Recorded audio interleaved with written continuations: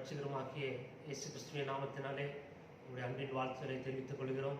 இந்த மனமகிழ்ச்சியின் நாளிலும் காலை வேளையிலே இந்த காணொலி மூலமாக உங்களை சந்திப்பதிலே மிக்க மகிழ்ச்சி அடைகிறோம். நாம் யாவரும் சேர்ந்து இருக்கிற இடங்களிலே ஆண்டவரை ஆராதிக்கப் போகிறோம்.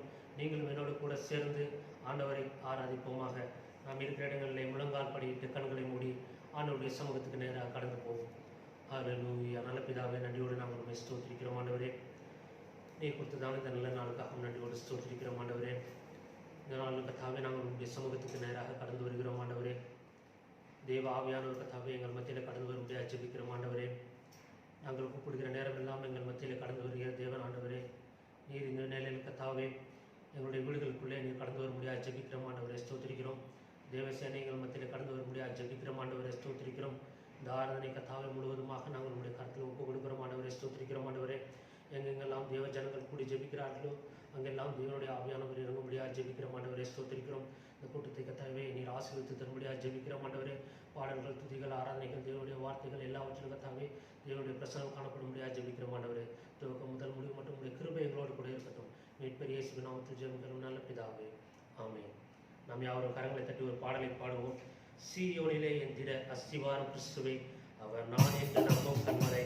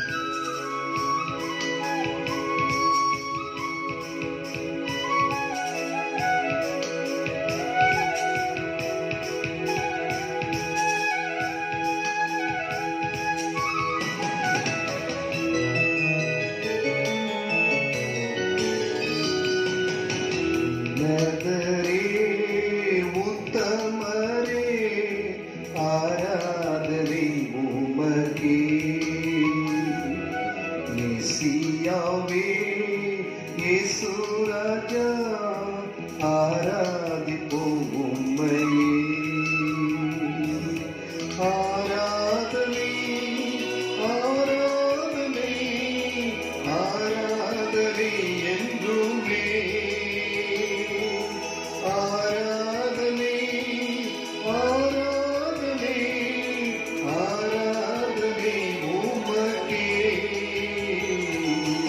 உன்னதரே உத்தமரே ஆராதனை உமக்கே.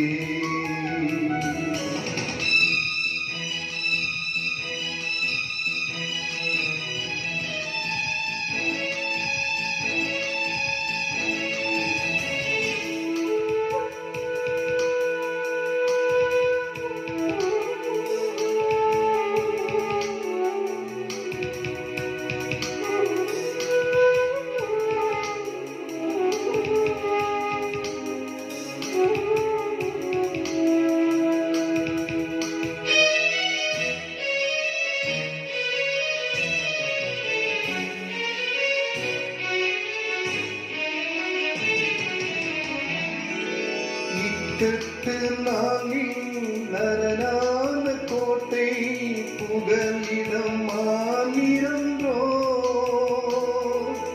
இக்கட்டு நாளில் நரனான கோட்டை புகலிடம் மாநிலன்றோ.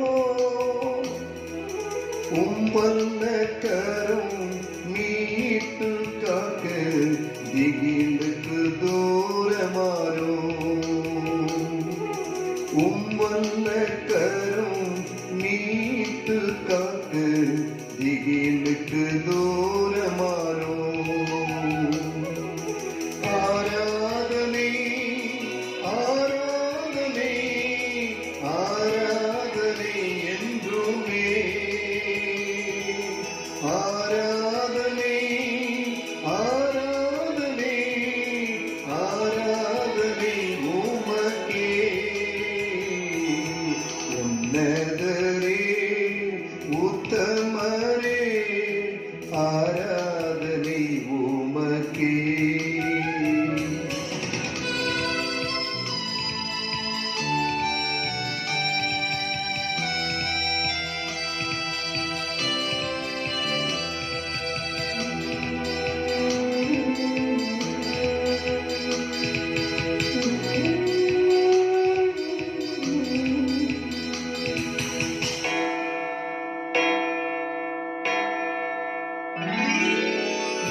மேகஸ்தம்பமே நிழலானவரே வழி நடத்தும் மேய்ப்பரே. மேகஸ்தம்பமே நிழலானவரே வழி நடத்தும் மேய்ப்பரே. அக்கினி ஸ்தம்பம் நடக்கும் பாதைக்கு தீபமானவரே. அக்கினி ஸ்தம்பமாய் நடக்கும் பாதைக்கு தீபமானவரே. ஆராதனை ஆராதனை ஆராதனை என்றுமே. ஆராதனை ஆராதனை ஆராதனை உமக்கே. உன்னதரே உத்தமரே ஆராதனை உமக்கே.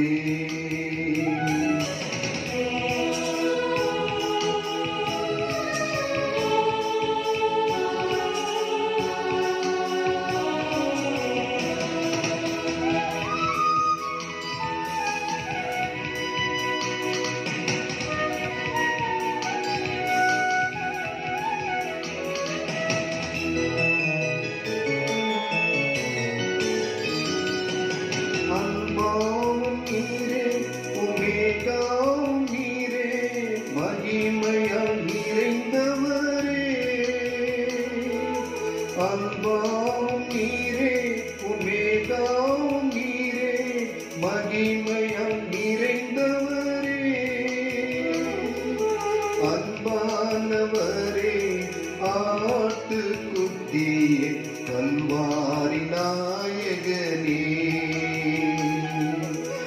அன்பானவரே ஆட்டுக்குட்டியே கல்வாரி நாயகனே ஆராதனை ஆராதனை ஆராதனை என்றுமே ஆராதனை ஆராதனை ஆராதனை உமக்கே உன்னதரே உத்தமரே ஆராதனை உமக்கே மெசியாவே இயேசு ராஜா ஆராதிப்போம் உம்மையே ஆராதனை ஆராதனை ஆராதனை என்றுமே ஆராதனை ஆராதனை ஆராதனை உமக்கே உன்னதரே உத்தமரே ஆராதனை உமக்கே.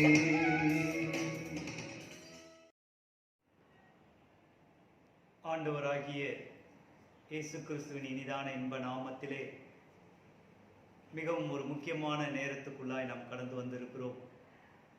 நாம் கர்த்தரை ஆராதிக்க போகிறோம்.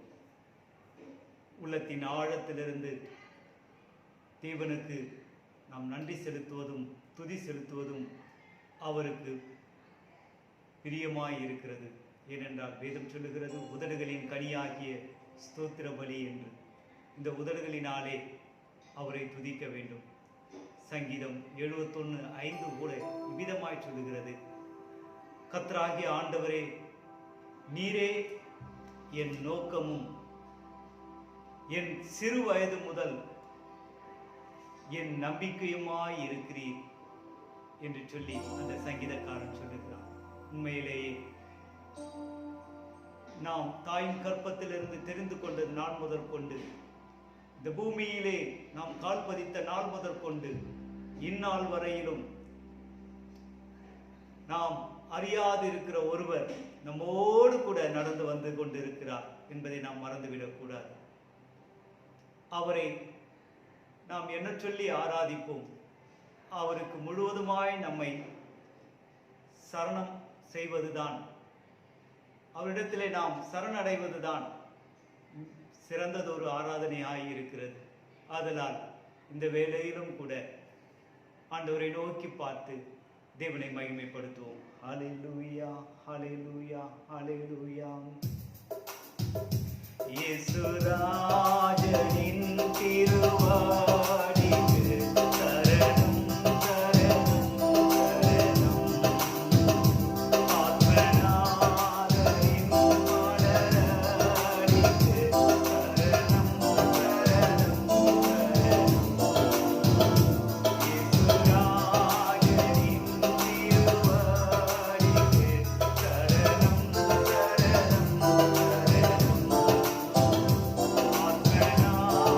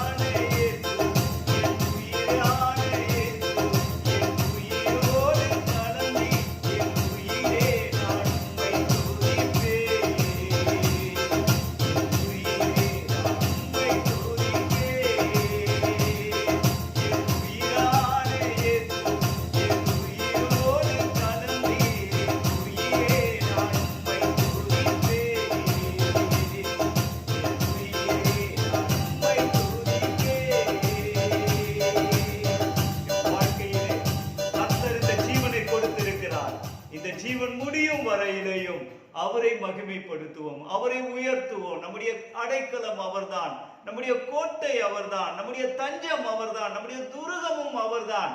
அவர் எல்லாவற்றிற்கும் எல்லாமாய் இருக்கிறார் என்பதை நாம் மறந்துவிடக் கூடாது. அவருடைய ஆசீர்வாதத்தின் கரத்தை தேவன் நல்லோர் மேலும் தீயோர் மேலும் நீட்டிக்கொண்டுதான் இருக்கிறார். அதை அனுபவிக்கிறவர்கள் அனுபவித்துக் கொண்டுதான் இருக்கிறார்கள்.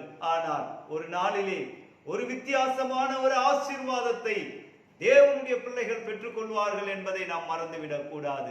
என்ன கஷ்டங்கள் இருக்கலாம், போராட்டங்கள் இருக்கலாம், பிரச்சனைகள் இருக்கலாம், வியாதிகள் இருக்கலாம், வறுமையின் சூழ்நிலைகள் மேற்கொண்டிருக்கலாம். ஆனாலும் கூட சர்வ வல்லவர் நம்மோடு கூட இருக்கிறார். வேதம் சொல்லுகிறது அவர் நம்முடைய பரிகாரி என்று சொல்லி. எல்லாவற்றிற்கும் அவர் பரிகாரியாய் இருக்கிறார். அவருடைய நாமத்தை உயர்த்த உயர்த்த அவர் நம் அடைக்கலமாய் அவருக்குள் நாம் சென்று விடுகிறோம் என்பதை நாம் மறந்துவிடக் கூடாது. அந்த அன்பு நேசரை நாம் தொடர்ந்து ஆராதிப்போம். இருக்கிற இடங்களிலே கண்களை மூடி, யாரும் கண்களை திறந்து கொண்டு இந்த நேரத்தை நாம் வீணடிக்காதபடி தெய்வத்துடைய பிரசன்னத்திலே கண்களை மூடிக்கொண்டு கர்த்தரை நாம் ஆராதிப்போம். ஹல்லேலூயா. சர்வ வல்லவரே, உம்மை துதிக்கிறோம் கர்த்தாவே. நீர் எங்கள் பரிகாரி கர்த்தாவே. எங்கள் வேதனைகளை அறிந்தவர், எங்கள் வியாதியின் சீற்றத்தை தணித்தவர். ஆண்டவரே, இன்றைக்கு உலகமே தத்தளித்துக் கொண்டிருந்தாலும் நாங்கள் உம்மிடத்தில் அடைக்கலம் புகுந்திருக்கிறோம் கர்த்தாவே. அந்த உணர்வோடு கூட நாங்கள் இருக்கிறோம் கர்த்தாவே.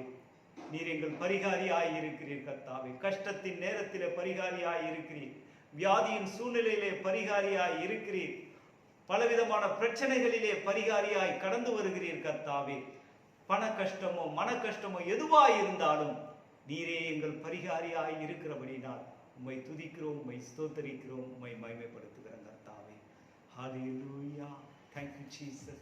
இயேசு என் பரிகாரி, இன்ப இயேசு என் பரிகாரி என்று சொல்லி தேவனை புகழ்ந்து நாம் பாடுவோம். ஹல்லேலூயா. Thank you Jesus. Hallelujah. Amen. Hallelujah. Glory to God. Hallelujah.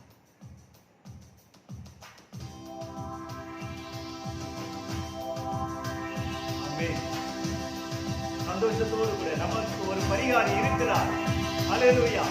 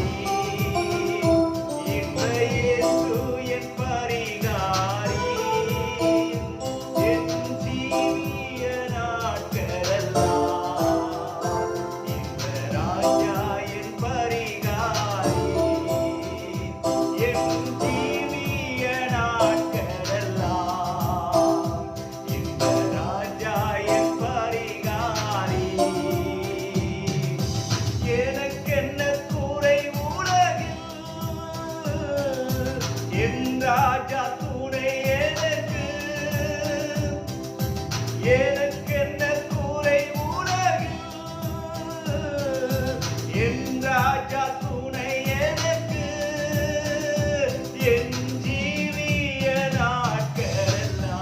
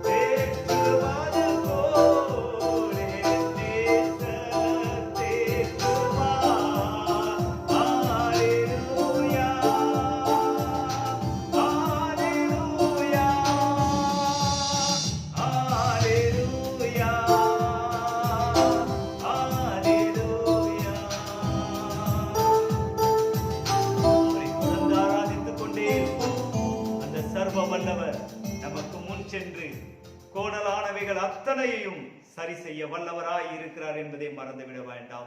தேவனுக்கே மகிமை உண்டாகட்டும். கர்த்தர் தாமே உங்களை ஆசீர்வதிப்பாராக. வாக்குத்தத்தத்தின் உடன்பிறப்பே, உன்னை வாழ்த்துகிறேன் இயேசுவின் நாமத்தில். இந்த ஆகஸ்ட் மாதம்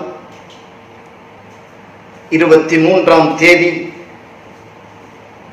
மனமகிழ்ச்சியின் நாளில் என்னுடைய விசுவாச கண்களினாலே உங்களை எல்லாரையும் கண்டு மகிழ்கிறேன். இம்மட்டுமாய் கர்த்தர் நம்மை நடத்தி வந்த வழிகளை நினைத்து கர்த்தரை துதிக்கலாம், ஸ்தோத்தரிக்கலாம். கர்த்தர் இந்த மாதம் நமக்கு தந்த வாக்குத்தத்தம் யாத்ராம புஸ்தகம் 21:13 படி கடந்த நாட்களிலே நாம் தேவனுடைய வார்த்தைகளை கேட்டோம். அவன் ஓடி போய் சேர வேண்டிய ஸ்தலத்தை உனக்கு நியமிப்பேன். ஆகவே கர்த்தர் ஒவ்வொருவருக்கும் ஒரு ஸ்தலத்தை நியமித்து வைத்திருக்கிறார். வேலையானாலும் சரி, விவாக காரியமானாலும் சரி, நீங்கள் எதற்காக முயற்சி எடுத்து ஓடுகிறீர்களோ அவைகள் இந்த மாதத்திலே வாய்க்கும்படிக்கு கர்த்தர் கிரியை செய்ய வல்லவராய் இருக்கிறார். அந்த வாக்கு தத்துவம் நிச்சயம் நிறைவேறும். ஆகவே ஒருவன் தற்செயலாய் தெய்வாதீனமாய் கைப்பிசகாய் ஒருவனை கொலை செய்து விட்டால் அவன் ஓடி தப்பித்துக் கொள்ள 6 அடைக்கல பட்டணங்கள் உண்டாக்கப்பட வேண்டும் என்று ஆண்டவர் மோசே இடத்தில் சொன்னதை யோசுவா நிறைவேற்றினார். அதிலே கடந்த நாட்களிலே கேதேஸ், சீகேம், ஹெப்ரோன் என்று சொல்லக்கூடிய அடைக்கல பட்டணங்களை பார்த்தோம். அதனுடைய பொருளையும் பார்த்தோம். இன்றைக்கு நாம் பார்க்கிறது பேசேர். யோசுவா 20ஆம் அதிகாரத்தில் 8ஆம் வசனத்திலே அது இருக்கிறது. எனக்கு அன்பான தேவனுடைய ஜனமே, இந்த பேசேர் கோட்டை என்று சொல்லப்படுகிறது. எரிகோவில் இருந்து யோர்தானுக்கு அக்கறையான கிழக்கிலே ரூபன் கோத்திரத்திற்குள் இருக்கும் சமபூமியிலே இந்த பேரேஸ் இருந்தது. மனாந்தரமான இடத்திலே இந்த பேசேர் இருந்தது. பேசேர் என்று சொன்னால் கோட்டை, பேசேர் என்று சொன்னால் உறுதி. எபிரேயர்கள் தங்களுடைய ஊர்களை சுற்றிலும் மதில்களை அமைப்பார்கள். மதிலுக்கு வெளியே அலங்கம் கட்டுவார்கள். அலங்கம் ஒரு மதில் போன்றதுதான். ஆகவே 2 மதில் இருக்கும். அந்த மதில் மீது கோபுரங்களை கட்டுவார்கள். அந்த கோபுரத்தை கட்டி சத்துருக்கள் தங்களுடைய ஊருக்குள்ளே வராதபடிக்கு காவல்காரர்களை ஏற்படுத்தி வைப்பார்கள். பெரிய ஊர்களில், மலை குன்றுகளில் கூட அரண்களை கட்டி அதன் மேல் பல தேசத்து மக்கள் உள்ளே படையெடுத்து வராதபடிக்கு பிரத்யேகமாக அவர்கள் எல்லை கோட்டைகளை அங்கு கட்டுவார்கள். எனக்கு அன்பான தேவனுடைய ஜனமே, எருசலேம் பட்டணம் சத்துருக்கள் லேசாய் பிரவேசிக்காதபடிக்கு கோட்டை கோபுரங்களை அவர்கள் கட்டி வைத்திருந்ததனால்தான் அது அரணிப்பான நகரி என்று சொல்லப்பட்டது. இப்படிப்பட்ட கோட்டைகள் அந்த நாட்களிலே கட்டியிருக்கிறார்கள். வேதத்தில் அநேக கோட்டைகள் இருக்கிறது.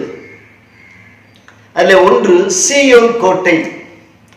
இந்த சீயோன் கோட்டையை தாவீது பிடித்தார். சீயோன் என்று சொல்லப்படுகிறது பழைய ஏற்பாட்டின் காலத்தில் அந்த பெயர்.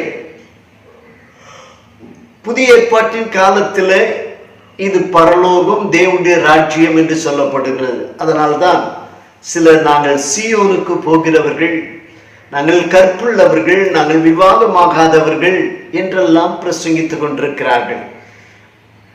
நீங்கள் வேதத்தை நன்றாய் ஆராய்ந்து பார்த்தால் பரலோகத்தில் தேவனுடைய ராஜ்யத்தில் விவாகமானவர்கள் இருக்கிறார்கள், விவாகமாகாதவர்களும் இருக்கிறார்கள். பல கோத்திரத்தை சேர்ந்தவர்கள் இருக்கிறார்கள், பல பாஷைக்காரர்கள் இருக்கிறார்கள். ஆகவே இந்த பழைய ஏற்பாட்டின் காலத்தில் உள்ள சீயோன், அங்கே இருந்த ஒரு கோட்டையை தாவீது பிடித்தானா? ஏன் அந்த கோட்டையை யாராலும் பிடிக்க முடியவில்லை? அங்கே எபூசியர் இருந்தார்கள், மற்ற கொடூரமான ஆட்கள், குருடர்கள், சொப்பானிகள், இவர்களெல்லாம் இருந்திருக்கிறார்கள். அப்படின்னால் அவர்கள் எல்லாரும் இந்த கோட்டையை யாரும் பிடித்து விடக் கூடாது என்பதற்காக தடுப்பார்கள். இந்த எபூசியர் என்று சொன்னால் மாம்சத்துக்குரியவர்கள். மாம்சத்துக்குரிய காரியங்கள் ஒன்றை நாம் சுதந்திரிக்க முடியாதபடி தடை பண்ணுகிறது. தேவனுடைய ராஜ்யத்தை, பரலோகத்தை பிரவேசிக்க முடியாதபடிக்கு மாம்சத்தின் கிரியைகள் தடை பண்ணலாம். ஆகவே இந்த மாம்சத்தை ஜெயிக்க வேண்டும். தாவீது, ஆனாலும் தாவீது சீயோன் கோட்டையை பிடித்தான் என்று சொல்லப்படுகிறது. எந்த சூழ்நிலைகள் வந்தாலும், எத்தனை போராட்டங்கள் வந்தாலும், எத்தனை பிரச்சனைகள் எழும்பினாலும் தான் நினைத்ததை செய்து முடிக்கின்ற ஒரு மனுஷனாகிய தாவீது இருந்தார். அவன் சீயோன் கோட்டையை பிடித்தான். உங்க வாழ்க்கையில பிரச்சனைகளா, போராட்டங்களா, சோதனை மேல் சோதனைகளா, நீங்கள் நினைத்ததை அடையும் வரை நீங்கள் முன்னேறி கடந்து போக வேண்டுமே தவிர முன்வைத்த காலை ஒரு நாள் பின் வைக்க கூடாது. ஆகவே சீயோன் கோட்டையை தாவீது பிடித்தான். ஒரு முறை தாவீது லக்கம் பார்க்கும்படியாக ஜனங்கள் அவன் லக்கம் பார்க்கும்படிக்கு ஏவப்பட்டான்.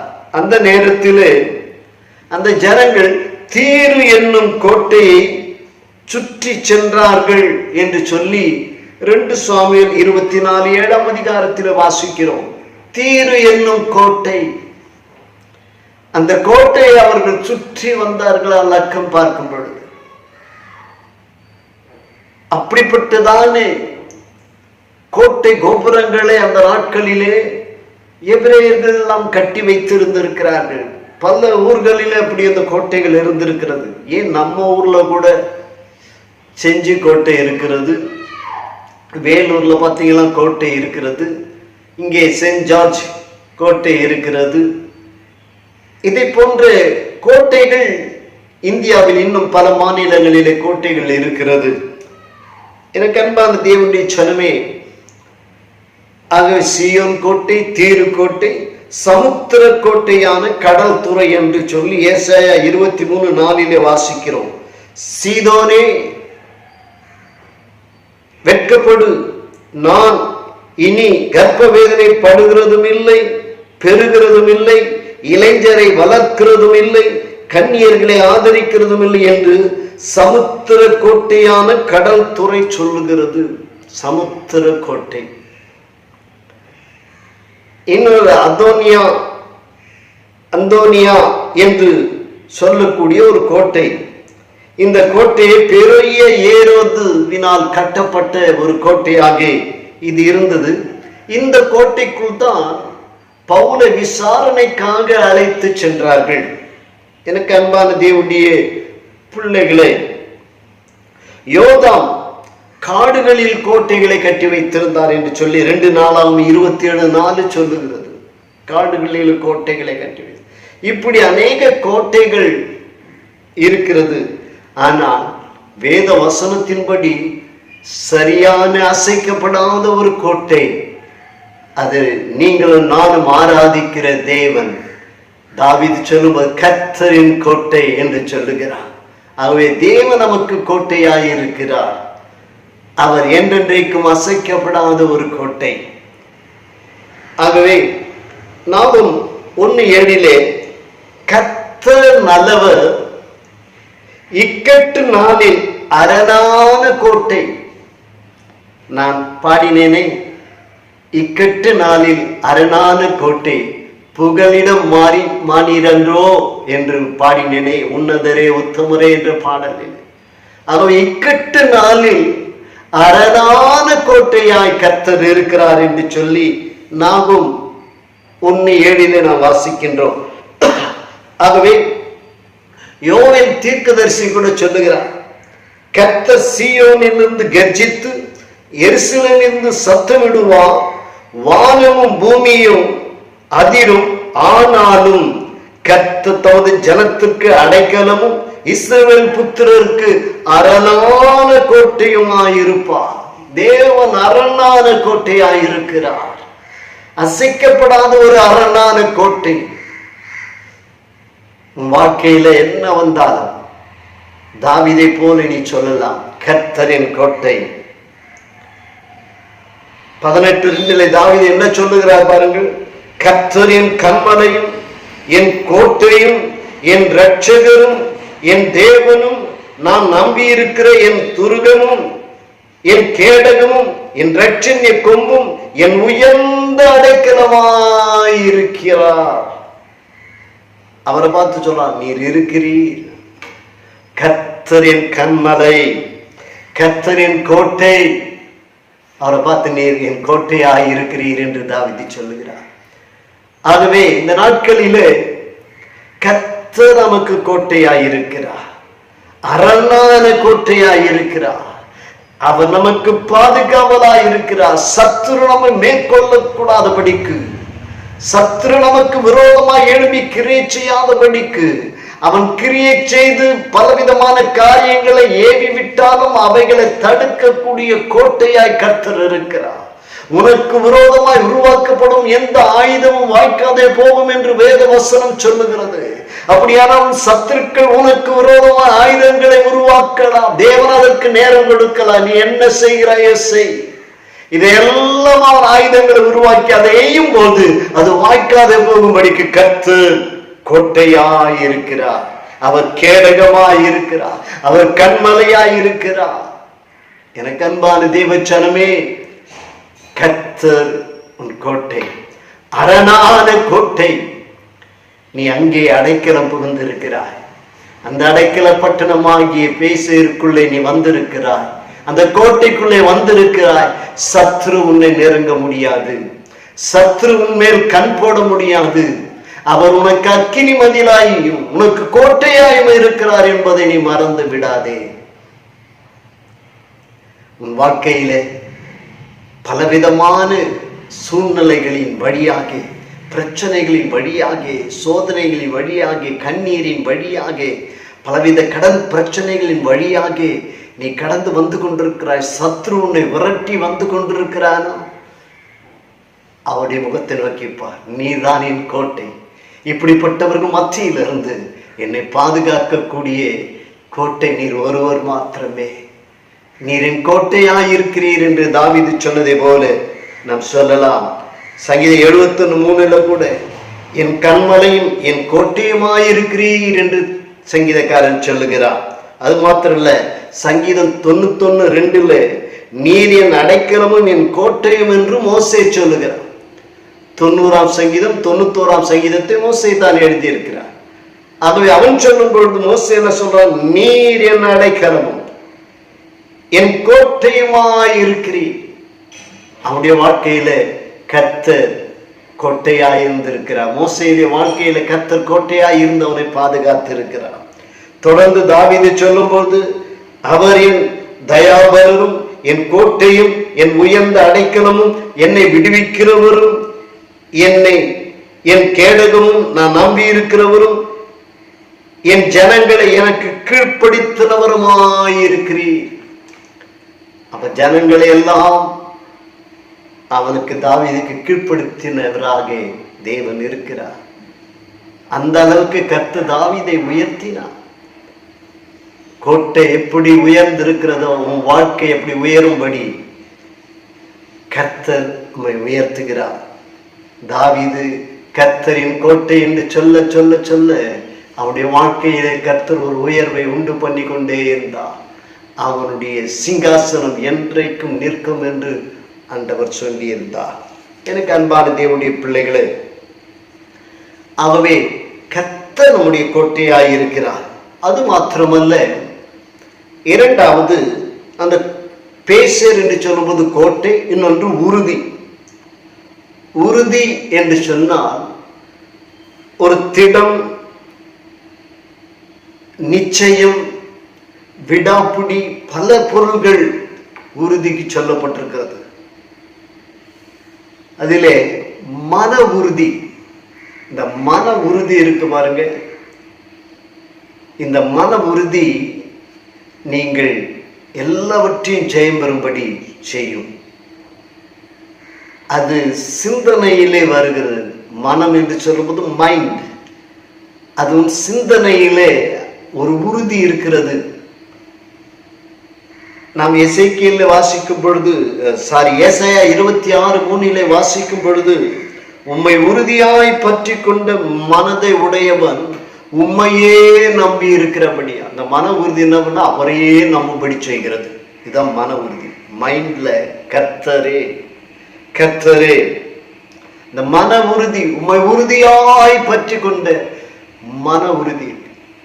நகோமி தன் மருமக்களை பார்த்து, புருஷன்மார் இறந்து விட்டார்கள், எனக்கும் வயதாகிவிட்டது, நீங்கள் உங்கள் தகப்பன் வீட்டுக்கு போங்கள் என்பது ஒருபால் முத்தமிட்டு போய்விட்டார். ஆனால் ரூத்தோ அவளை உறுதியாய் பற்றி கொண்டார். இதை குறித்து எதுவும் பேச வேண்டாம், உம்முடைய ஜனம் என்னுடைய ஜனம், உன்னுடைய தேவன் என்னுடைய தேவன், நீர் மறிக்கும் இடத்தில் நானும் மறிப்பேன் என்று அவளுக்குள்ள ஒரு மன உறுதி இருந்ததாம். வசனம் அப்படித்தான் சொல்லுது.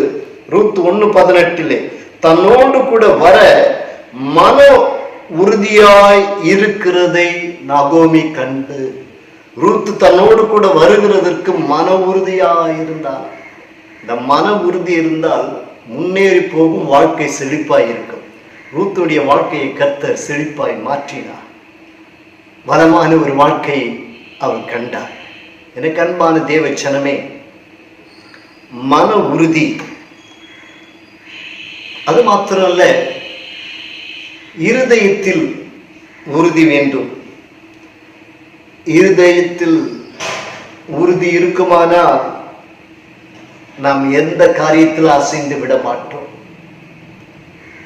இருதயம் திருக்குள்ளது மகா கேடு உள்ளது என்றெல்லாம், இருதயத்தின் நினைவுகள் பொல்லாதது என்றெல்லாம் நாம் அறிந்திருக்கிறோம். ஆனால் இருதயத்திலே ஒரு உறுதி வேண்டும். அது நீதிமான்கள் அப்படிப்பட்ட உறுதி உடையவர்களாய் தங்கள் இருதயத்திலே உறுதி உள்ளவர்களாய் இருக்கிறார்கள். சங்கீதம் 112:8 நீதிமானின் இருதயம் உறுதியாயிருக்கும், அந்த இருதயம் எதற்கும் பின்வாங்கி விடாது, அந்த இருதயம் வேற எதன் மீது சார்ந்து விடாது. கர்த்தரை சார்ந்திருக்குமானால் கர்த்தரையே சார்ந்திருக்கும். ஆகவே அப்படிப்பட்ட ஒரு இருதயத்தில் உறுதி வேண்டும். இந்த இருதயத்தில் உறுதி இருக்கிறவர்கள் வெற்றி காண்பார்கள், ஜெயம் பெறுவார்கள், சுதந்திரிப்பார்கள். அவர்கள் தங்களுடைய காரியத்தில் முன்னேறி கடந்து போவார்கள். அடுத்து உத்தமத்தில் உறுதி. உத்தமத்தில் உறுதி பார்த்தீங்கன்னா, யோபு உத்தமத்தில் ரொம்ப உறுதியா இருந்தான். மனைவி கூட வந்து, இன்னுமா இப்படி உத்தமத்தில் உறுதியாக இருக்கீங்க, அந்த தேவனை தூஷித்து ஜீவனை விடு என்று சொல்லும் பொழுது அவன் பைத்தியக்காரி பேசுகிறது போல பேச வேண்டாம். எல்லாம் அழிந்து போனது, பிள்ளைகள் அழிந்து போனார்கள். ஆனால் தன் உத்தமத்திலே, தான் நம்பின தேவன் மீது வைத்த உத்தமத்திலே அவன் உறுதியாயிருந்தான். உத்தமத்தில் உறுதியாயிருந்த யோபு பிந்தின நாளிலே அந்த உறுதி அவனுக்கு இரட்டிப்பான ஆசீர்வாதத்தை கொடுத்தது. உத்தமத்துல நீங்க உறுதியா இருந்தீங்கன்னா, ஆண்டவருக்கு மாத்திரம் வேற எதற்கு கையெடுக்காமல் ஆண்டவருக்கு மாத்திரம் நீங்கள் கையெடுப்பீர்கள் என்றால் உங்களுடைய உத்தமத்தை கண்டு கர்த்தர் உங்களை இரட்டிப்பாய் ஆசீர்வதிப்பார். காலேபுடைய உத்தமத்தை கண்டு எப்ரோனை கொடுத்த கர்த்தர் இன்றைக்கு உங்களுக்கு ஆசீர்வாதமான காரியங்களை அவர் செய்வதற்கு காத்திருக்கிறார். ஆகவே உங்களுடைய உத்தமத்தில் நீங்கள் யோபை போல உறுதியாயிருக்க வேண்டும். அடுத்து நீங்கள் வாசிக்கும் பொழுது 2 பேதுரு 1:12 நீங்கள் சத்தியத்தில் உறுதியாயிருக்க வேண்டும். நீங்கள் இப்பொழுது அறிந்திருக்கிற சத்தியத்தில் உறுதிப்பட்டிருந்தும் உங்களுக்கு இவைகள் எப்பொழுதும் நினைப்பூட்ட நான் அசதியாயிரேன் என்று சொல்லி பேதுரு எழுதுகிறார். என்ன எழுதுகிறார்? நீங்கள் இப்பொழுது அறிந்திருக்கிற சத்தியத்தில் உறுதிப்பட்டிருந்தும் உங்களுக்கு இவைகளை எப்பொழுதும் நினைப்பூட்ட நான் அசதியாயிரேன். சத்தியத்தை பின்பற்றுவதற்கு உறுதியாயிருக்கணும். நீங்கள் அறிந்து கொண்ட சத்தியத்தில் உறுதியாயிருக்கணும். நீங்கள் கண்டு கொண்ட வெளிச்சத்தில் உறுதியாயிருக்க வேண்டும். அநேக இந்த சத்தியம் சரியில்லை, இந்த சத்தியம் சரியில்லை, பலவிதமான நூதன சத்தியங்கள் வரும் போகும். சிலர் நடனம் ஆடக்கூடாது என்பார்கள், சிலர் நடனம் ஆடலாம் என்பார்கள், சிலர் ரோட்ல தான் ஆடணும் என்பார்கள். எல்லாவற்றுக்கும் வசனம் இருக்கிறது. ரோட்லயும் ஆடலாம், சபையிலையும் தேவ பரிசுத்த ஸ்தலத்திலும் ஆடலாம் என்று வசனங்கள் இருக்கிறது. ஆகவே நீங்க யார் எதை சொல்றாங்களோ அதை நீங்கள் அறிந்து கொண்ட சத்தியம், உங்கள் மெய்ப்பன் உங்களை சத்தியத்தில் நடத்தி இருக்கிறார். தேவன் உங்களை சத்தியத்தில் நடத்தி இருக்கிறார். சத்தியம் என்பது வசனம் தான். சத்தியத்தினாலே அவர்களை பரிசுத்தமாக்கும். உங்களுடைய வசனமே சத்தியம். ஆகவே நீங்க கண்டு கொண்ட சத்தியத்துல உறுதியாயிருங்க. அபிஷேகம் பெற்றிருக்கீங்க, அந்நிய பாஷை பேசியிருக்கீங்க, நீங்க அறிந்து கொண்ட சத்தியத்துல உறுதியாயிருங்க. பலரும் பலவிதமான வார்த்தைகளை சொல்லலாம். ஆனால் நீங்கள் அறிந்த சத்தியம் என்ன? தேவன் உங்களை நடத்துகின்ற சத்தியம் என்ன? அவரே சத்தியம். அவரை பாருங்கள். வசனமே சத்தியம். வசனத்தை பாருங்கள், வசனத்தின்படி வாழுங்கள். ஆகவே சத்தியத்துல உறுதியாயிருங்க. அப்போஸ்தலனாகிய யோவான் ஆவிக்குரிய தாய்க்கு எழுதும்போது இப்படி எழுதுகிறார்: உம்முடைய பிள்ளைகள் சத்தியத்தில் நடக்கிறதை நான் கண்டு மிகவும் சந்தோஷப்பட்டேன். சத்தியத்தில் நடக்கிறதை கண்டு ஒரு அப்போஸ்தலன் சந்தோஷப்படுகிறார். பிள்ளைகள் சத்தியத்தில் நடக்கிறார்களா? நீங்கள் கர்த்தருடைய வார்த்தையின்படி வசனத்தின்படி வாழ்ந்து கொண்டிருக்கிறீர்களா? அதுல உறுதியாயிருங்கள். பலவிதமான சோதனைகள் வரும்பொழுது, பிரச்சனைகள் வரும்போது ஜெபியுங்கள். ஜெபத்தில் உறுதியாயிருங்கள். வேத வசனம் சொல்லுகிறது, ரோமர் 12:12, ஜெபத்தில் உறுதியாய் தரித்திருங்கள். இன்றைக்கு அநேகர் கொஞ்ச நேரம் காலையில் எழுந்த உடனே கூட கொஞ்ச நேரம் ஜெபிக்கிறது இல்லை. நேரம் சமயம் கிடைக்கும் போதெல்லாம் ஜெபிக்கிறது இல்லை. அவர்களால் ஜெபிக்க கண்களை மூடினால் தேவையில்லாத சிந்தனைகள், பிரச்சனைகள் எல்லாரும் வந்து விடுகிறது. அதை நீங்கள் முதலாவது அப்புறப்படுத்திவிட்டு, அந்த சிந்தனைகளை உங்களை விட்டு அகற்றிவிட்டு, நீங்கள் தேவனுடைய முகத்தை மாத்திரம் நோக்கி பார்க்க உங்கள் சிந்தனையை ஒருமுகப்படுத்துங்கள். ஜெபியுங்கள், அவரோடு உறவாடுங்கள். ஜெபத்தில் உறுதியாய் தரித்திருங்கள். இந்த ஜெபம் உங்களுக்கு ஜெயத்தை கொண்டு வரும். ஜெபத்தில் உறுதியாய் தரித்திருங்கள். விசுவாசத்தில் உறுதியாய் தரித்திருங்கள். 1 பேதுரு 5:9 விசுவாசத்தில் உறுதியாயிருந்து அவனுக்கு எதிர்த்து நில்லுங்கள். யாருக்கு எதிர்த்து நிற்கணும்? பிசாசி நம்ம பங்காளிக்கு இல்லை.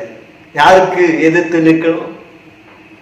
பிசாசுக்கு எதிர்த்து நில்லுங்கள், அவன் உங்களை விட்டு ஓடி போவான். விசுவாசத்திலே உறுதியாயிருந்து, விசுவாசத்துல உறுதியாயிருந்து அவனுக்கு எதிர்க்கணும். அவன் உங்களை விட்டு கடந்து போய் விடுவான். எபிரேயர் 11:1 விசுவாசமானது நம்பப்படுகிறவைகளின் உறுதியும். விசுவாசம் நம்பப்படுகிறவைகளின் உறுதியும். நம்பணும், நிச்சயம் நடக்கும் என்ற விசுவாசம் உங்களுக்குள்ள இருக்கணும். காணப்படாதவைகளில் நிச்சயமாயிருக்கு. காணப்படாதவைகளையே கர்த்தர் உங்களுக்கு முன்பாக வைத்திருக்கிறார். உங்களுடைய விசுவாச கண்களினாலே கண்டு அதை சுதந்தரிப்பதற்கு நீங்கள் முன்னேறி கடந்து போக வேண்டியவர்களாக இருக்கிறீர்கள். ஆகவே பேசேர் என்று சொல்லும் பொழுது கோட்டை, பேசேர் என்று சொல்லும் பொழுது உறுதி. கோட்டைக்குள் வந்துவிட்டு நீங்கள் உறுதியாயிருக்கணும். அசையாதபடி. அசையாதபடி என்று சொன்னால் சத்தியத்தை விட்டு விலகாதபடி, விசுவாசத்தை விட்டு விலகாதபடி, ஜெபத்திலிருந்து விலகாதபடி, உங்களுடைய இருதயத்திலே நீங்கள் எந்த அளவு பரிசுத்தத்தை கொண்டிருக்கிறீர்களோ அந்த பரிசுத்தத்தை விட்டு விலகாதபடி, உங்களுடைய மனதிலே சிந்தனையிலே நீங்கள் தேவன் மீது வைத்திருக்கிற நம்பிக்கையை விட்டு விலகாதபடி, ஏசாயாவிலே வாசித்தது போல உம்மை உறுதியாய் பற்றி கொண்ட மனதை உடையவன் உம்மையே நம்பி இருக்கிறபடியால் அவனை பூரண சமாதானத்தோடு கூட காத்து. அப்போ மன உறுதி வந்துடுச்சுன்னா பூரண சமாதானம் வந்துடும். நம்முடைய வாழ்க்கையில உறுதி இருக்கணும், ஒரு திடம் இருக்கணும், ஒரு நிச்சயம் இருக்கணும். ஆகவே பேசேர், கோட்டை, உறுதி என்றெல்லாம் சொல்லப்படுகிறது. நாம் இந்த கோட்டையாய் ஆண்டவருக்குள், கர்த்தருக்குள், தாவீது சொன்னது போல, கர்த்தரின் கோட்டைன்னு சொன்னது போல அவருக்குள் நாம் கடந்து வரும் பொழுது அவருக்குள் உறுதியாய் நிலைத்து நிற்க, அவருடைய வருகை மட்டும் அவருக்குள் நிலைக்க, அவருடைய சத்தியத்துக்குள் நிலைக்க கர்த்தர் நமக்கு கிருபை செய்வார். ஆகவே இந்த வாரம் நீங்கள் கேட்ட வார்த்தைகளின்படி கோட்டையாகி கிறிஸ்துவுக்குள்ளே நீங்கள் வந்திருக்கிறீர்கள். அங்கே உறுதியாயிருங்கள். கர்த்தர் உங்களுக்கு கொடுத்த பொறுப்புகளிலே உறுதியாயிருங்கள். கர்த்தர் உங்களுக்கு கொடுத்த சபையிலே உறுதியாயிருங்கள். கர்த்தர் உங்களுக்கு கொடுத்த குடும்பத்திலே உறுதியாயிருங்கள். நிச்சயம் கர்த்தர் ஏற்ற நேரத்திலே உங்களை உயர்த்தி ஆசீர்வதிப்பதற்கு உண்மையுள்ளவராயிருக்கிறார். ஆகவே இந்த வேளையிலே நாம் ஜெபிப்போம். எல்லாரும் தலையில வணங்குவோம், கண்களை மூடுவோம், கர்த்தருடைய முகத்தை நோக்கி பார்ப்போம். நீதான் எங்களுடைய கோட்டை, நீதான் எங்கள் கோட்டை. நாங்கள் உம்மிடத்தில் உறுதியாயிருக்கிறோம். ஆண்டவருடைய முகத்தை நாம் நோக்கி பாருங்கள். உம்மை நம்பி உந்தன் பாதம் உறுதியாய் பற்றி கொண்டோ, ஒரு போதும் கைவிட மாட்டே. உம்மை நம்பி உந்தன் பாதம் உறுதியாய் பற்றி கொண்டோ, ஒரு போதும் கைவிட மாட்டே. அச்சாரமா முத்திரையாய் அபிஷேக வல்லமை அடிமைக்கு தந்தீரே. அச்சாரமா முத்திரையாய் அபிஷேக வல்லமை அடிமைக்கு தந்தீரே. ஐயா அடிமைக்கு தந்தீரே. உம்மை நம்பி உந்தன் பாதம் உறுதியாய் பற்றி கொண்டோ, ஒரு போதும் கைவிட மாட்டீ. உம்மை நம்பி உந்தன் பாதம் உறுதியாய் பற்றி கொண்டோ, ஒரு போதும் கைவிட மாட்டீ. நாங்கள் உம்மை உறுதியாய் பற்றி கொண்டிருக்கிறோம் ஆண்டவரே. எங்களை கைவிட மாட்டீ, எங்களை களிக்கூற பண்ணுவீர். எங்களுடைய மனம் உண்மையில உறுதியாயிருக்கிறது, எங்களுடைய இருதயம் உண்மையிலே உறுதியாயிருக்கிறது, எங்களுடைய உத்தமம் உண்மையிலே உறுதியாயிருக்கிறது. ஆண்டவரே எங்களுடைய ஜெபச்சீவியம், ஆண்டவரே எங்களுடைய விசுவாசம் உண்மையிலே உறுதியாயிருக்கிறது. எல்லாவற்றிலே நாங்கள் சத்தியத்திலே நடக்கிறவர்களாய் உண்மையிலே உறுதியாயிருக்கிறோம்.